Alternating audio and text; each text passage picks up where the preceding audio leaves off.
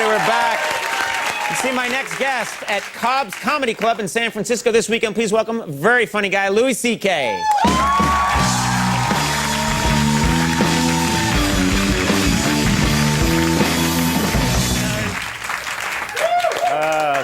Thank you. Hello, everybody.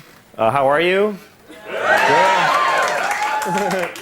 Nice to be here. I had a good day today. I went to a movie, and you know, before the movie now, they show you that presentation where they explain that you shouldn't download movies on the internet because you're hurting all the people that work on them.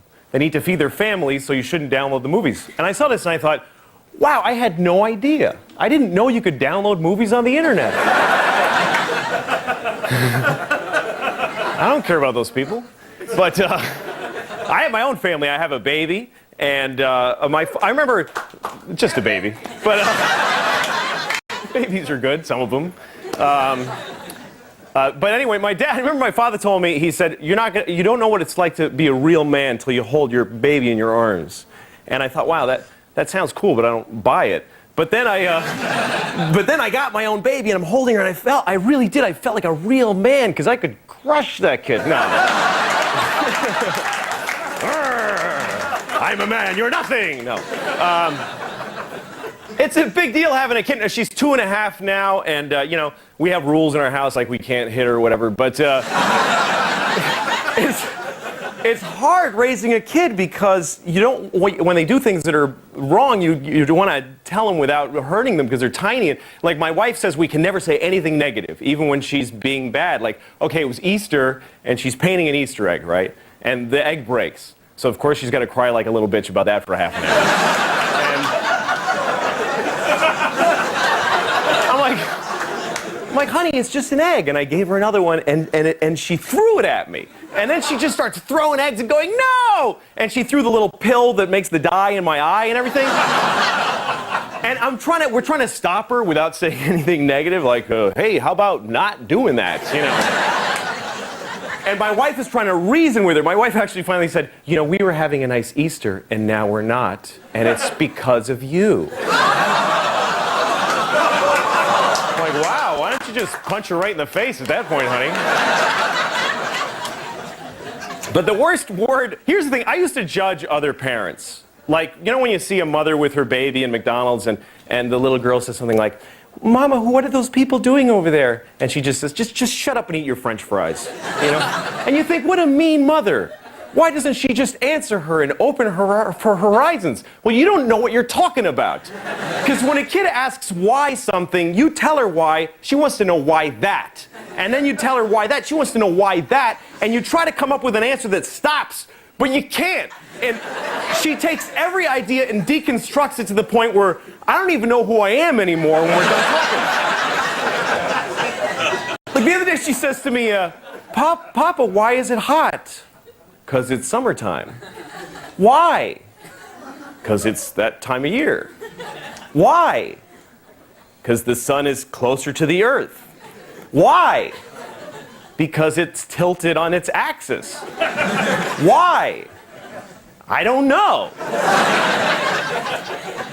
Why? I just didn't pay attention when they taught me this stuff in school. I didn't really listen. I didn't think it was important. Why? Because I smoked a lot of pot and I didn't have any values. Why? Because my parents didn't raise me very well. They just didn't pay attention to me. Why? Because they just had sex in a car and here I am and they resent me for taking their youth. Why? Because they have no moral compass, because they had bad parents and it just keeps going like that. Why? Because there's no God and we're alone and there's no point to anything. I'm only stopping to be polite to you. It goes on for hours and it gets so abstract, it's like, why? Well, because some things are and some things are not. Why? Because things that are not can't be. Why? Because then nothing would not be. Something has to isn't. Everything can't is. Why? Just shut up and eat your French fries, all right? Just shut up. Thank you very much.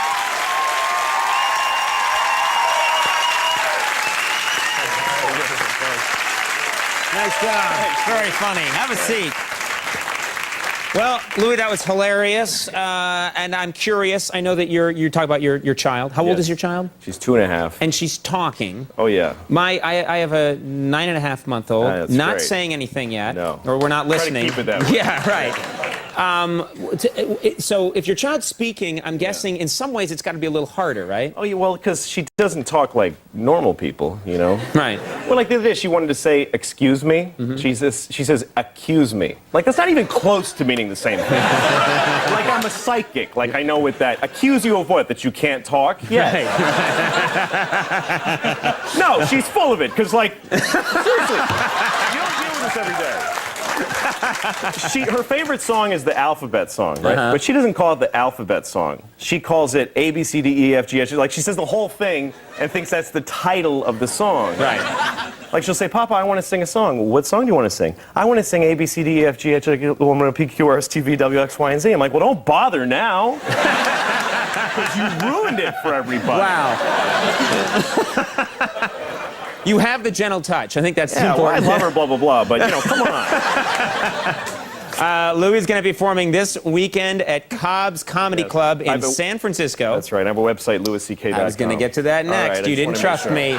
There was no trust there because your parents had no values. Check out his website, louisck.com. Louis, always hilarious. Thanks, Thank you man. so much. Louis C.K. Well, that's our show. I want to thank all my guests. Stay tuned for Last Call with Carson Daly. Bye, everybody. Bye.